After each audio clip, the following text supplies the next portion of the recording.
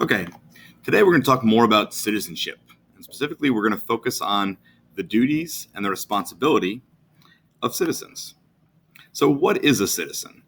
We said last week that a citizen is someone who has all of the duties, responsibilities, and rights of their country. In fact, we really focused on the First Amendment rights that are protected for citizens in our country.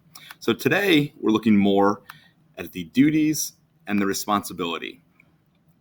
And duties and responsibilities are two different things in the world of civics. So it basically comes down to this. A civic duty is something you have to do. It's mandatory, right? If you don't do it, you can get in legal trouble. A responsibility is voluntary. It means you should do it, but it's your choice. And here are some more examples. All right, so again, a civic duty is something you have to do. Right? If you don't do a civic duty, like following the law, right, then you can be penalized, which could include a fine. You could be arrested. There could be jail time. All right, so once we talk about these four main civic duties, I think that'll help you guys understand here, right? So you have to obey the law, or else, of course, there are legal consequences.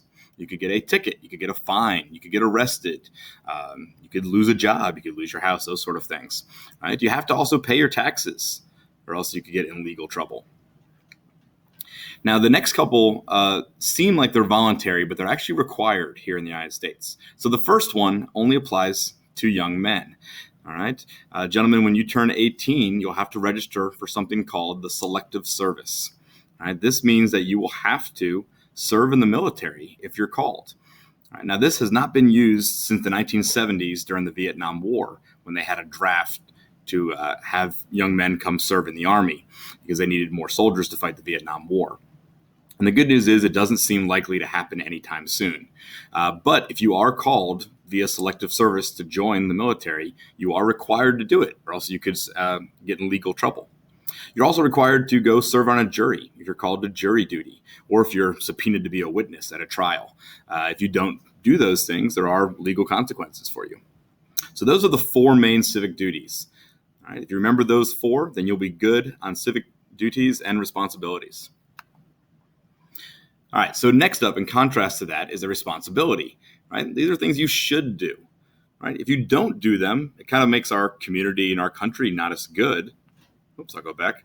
All right, but you don't have to do it. Right? And the key example here is voting. Right? If no one voted or paid attention, right, our country would not be in as good of shape. But if you don't vote, that's your choice. Right? You don't get a ticket. You don't get arrested in America if you don't do those things. Some countries like Australia actually do have a fine if you don't show up and vote. So here's some things you should do, right? Again, responsibilities. These are voluntary. It's your choice. You should do them. Right? If we didn't have some people choose to run for office and to communicate with the government officials, right, they wouldn't be able to help out their community. All right, so it's a long list here. You feel free to pause this and write these down on your chart for responsibilities.